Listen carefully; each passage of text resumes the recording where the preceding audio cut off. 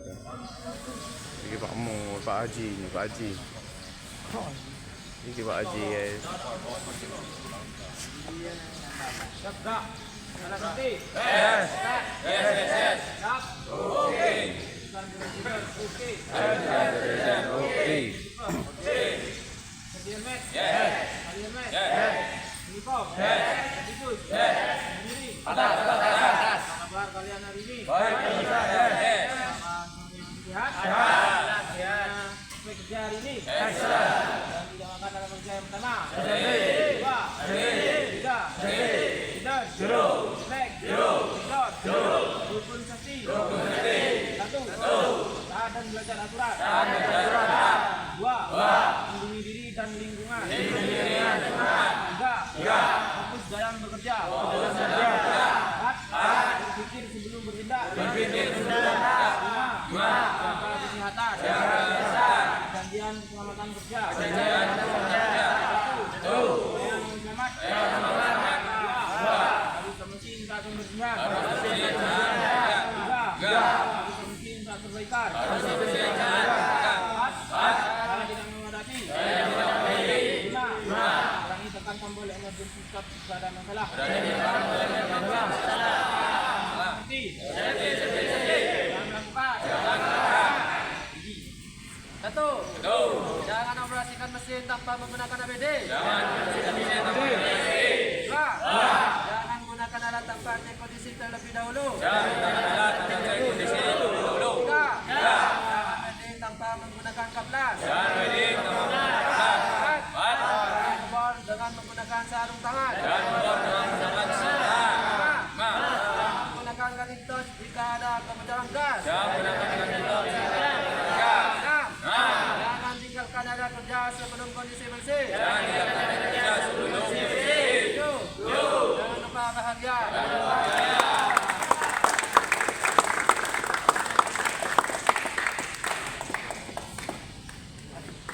Assalamualaikum warahmatullahi wabarakatuh.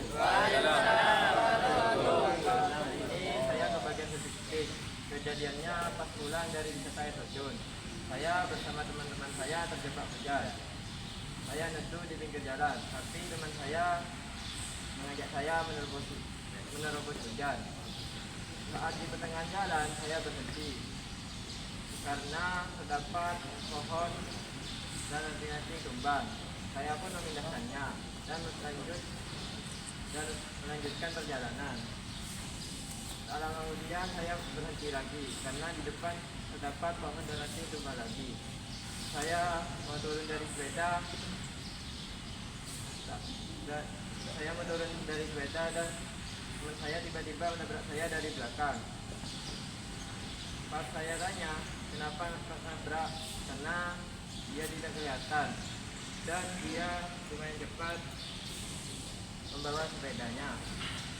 Dokumen dapat diambil saat hujan, jangan terlalu cepat memacu sepeda karena berakibat fatal jika terjatuh. Sekian dari saya, terima kasih. Assalamualaikum warahmatullahi wabarakatuh. Waalaikumsalam.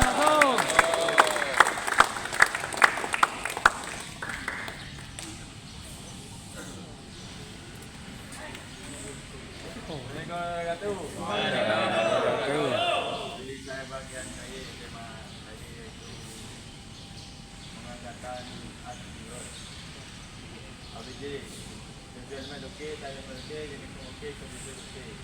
Karena pada saat pengangkatan aspirasi dengan beban yang cukup berat, yang bisa mengakibatkan tangan dijepit untuk antisipasi supaya ditarik jepit yaitu minimal mengangkat aspirasi 4 orang.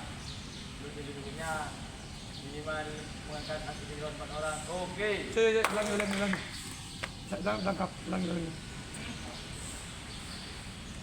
Saya hari ini mengangkat spinning roll supaya yang terjadi terjepit karena beban as yang cukup berat.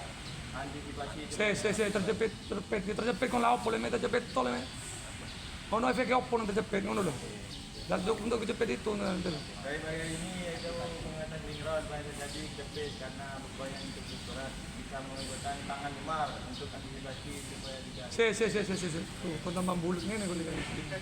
Terjepit, yo wis bener terjepit. Efeknya opo le terjepit iku. Tangan memar, Pak. Kesang udah disebut kita terjepit memar. Kejepit. Terjepit Resikonya yang luka bisa menyebabkan luka memar. fatal. Contohnya memar. Bukan kata dia opo deh ngupil buat saya efeknya. Itu benar-benar ada nggak? Kayak bagi ini pengangkatan fishing rod. Yang terjadi tangan terjepit yang bisa mengakibatkan tangan memar dan patah tulang. Untuk antisipasi supaya tidak terjepit dan patah tulang, yaitu bekerja minimal 4 orang. Untuk sebutnya yaitu mengangkat fishing rod dengan 4 orang. Oke. Belajar mana? Kan coba sengiran ono kayak te konjone. Mu tak tapuk kon jangan memang ngono kan. Gak jelas moro-moro bekerja 4 orang. Kon gara-gara kerjane jelas lah kayak itu. Mau aja ngerslengeran le dia cari kayak te konjone iku. Balik. Besok kon mana? Lanjut. Saya.